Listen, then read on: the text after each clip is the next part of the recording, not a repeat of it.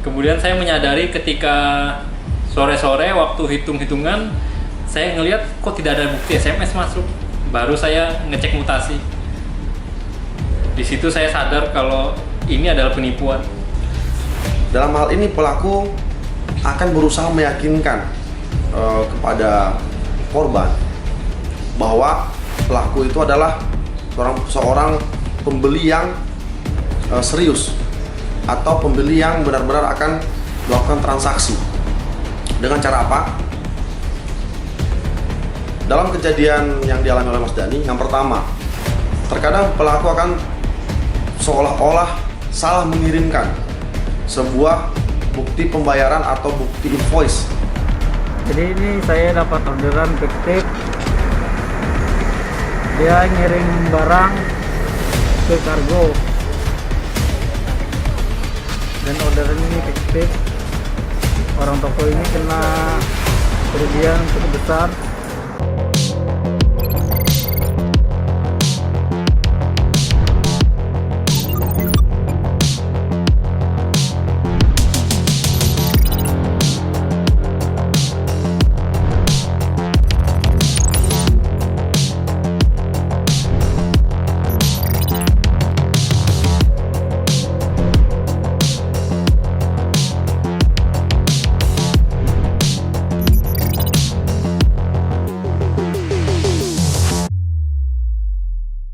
Ya, selamat siang. Saya Dani, selaku pelaku usaha di Samarinda. Ya, awalnya dia order lewat online, lalu dia mentransfer nominal yang sesuai dengan nota yang saya bikin, dan dia menyuruh Gokar ambil. Lalu ternyata setelah saya cek, setelah saya berikan barangnya, ternyata bukti transfer yang dikirim adalah palsu. Bukti transfer tersebut berupa m-banking. Kemudian saya menyadari ketika sore-sore waktu hitung-hitungan, saya ngelihat kok tidak ada bukti SMS masuk. Baru saya ngecek mutasi. Di situ saya sadar kalau ini adalah penipuan. Kebetulan ada lagi orderan yang sama dengan persis, dan saya ngerasa kalau ini adalah penipuan lagi.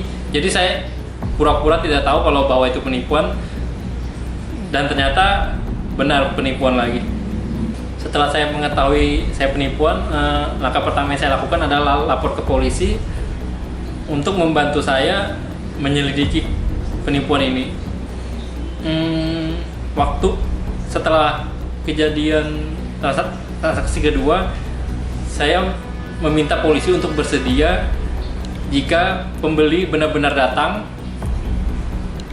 dan ketika pembeli benar-benar datang, polisi sigap untuk datang ke toko saya untuk menyelidiki penipuan yang kedua ini. Setelah polisi datang, polisi menyelidiki dari penipu, dari alamat yang akan dikirim sampai mengikuti Gokar sampai ke tempat penerimaan, dan juga membantu penyelidikan barang pertama yang saya kirim kemarin. Dan ternyata barang yang pertama saya kirim dikirimkan ke tempat yang sama dengan penipu yang kedua, dan untungnya barang yang pertama masih ada di tempat ekspedisi. Dalam perkara penipuan online yang dialami oleh saudara Dani, adapun modus pelaku, yang pertama, pelaku akan menghubungi salah satu toko yang melakukan penjualan secara online, baik melalui handphone maupun melalui WhatsApp. Kemudian pelaku akan melakukan pemesanan barang-barang tertentu dengan metode pengiriman dan atau pengambilan oleh kurir. Dalam hal ini pelaku akan berusaha meyakinkan kepada korban bahwa pelaku itu adalah seorang pembeli yang serius atau pembeli yang benar-benar akan melakukan transaksi. Dengan cara apa? Dalam kejadian yang dialami oleh Mas Dani, yang pertama, terkadang pelaku akan seolah-olah salah mengirimkan sebuah bukti pembayaran atau bukti invoice kepada korban, sehingga korban merasa bahwa pelaku benar-benar telah melakukan transaksi atau telah melakukan pemesanan tersebut secara legal. Kemudian yang kedua, pelaku akan menyampaikan kepada korban bahwa barang akan diambil oleh kurir pelaku. Di sini dikatakan kurir, bukan pengantaran online. Padahal secara fakta, setelah kita melakukan penyelidikan, yang mengambil barang tersebut adalah salah satu supir atau driver pengangkutan online, dan bukan kurir pelaku secara pribadi. Hal ini dilakukan pelaku untuk benar-benar meyakinkan kepada korban bahwa pelaku ini melakukan transaksi dengan niat baik, dengan niat untuk membeli tanpa ada unsur penipuan.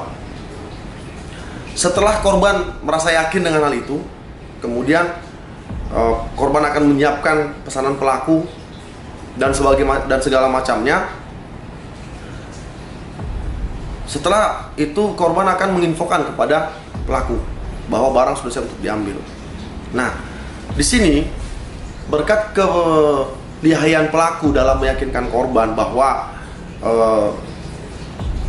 pelaku tersebut benar-benar akan membeli sejumlah barang atau pesanan yang sudah disampaikan, maka pelaku langsung mengirimkan bukti m-banking atau bukti transfer melalui m-banking.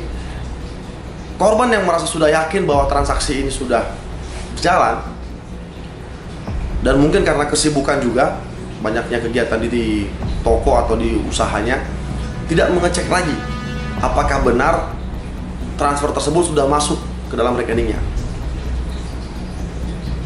Kemudian pelaku akan meminta barang tersebut diambil oleh kurir yang ditunjuk oleh pelaku, yang sebenarnya adalah driver online, bukan kurir pribadi pelaku. Jadi ini saya dapat orderan fiktif, dia ngirim barang ke kargo, dan orderan ini fiktif. Orang toko ini kena kerugian cukup besar. Dari sini ke sana. Dari Angina Syukur ke Rapak Indah, ke kargo Dakota Kargo Samarinda. Barangnya apa aja? Barangnya kabel.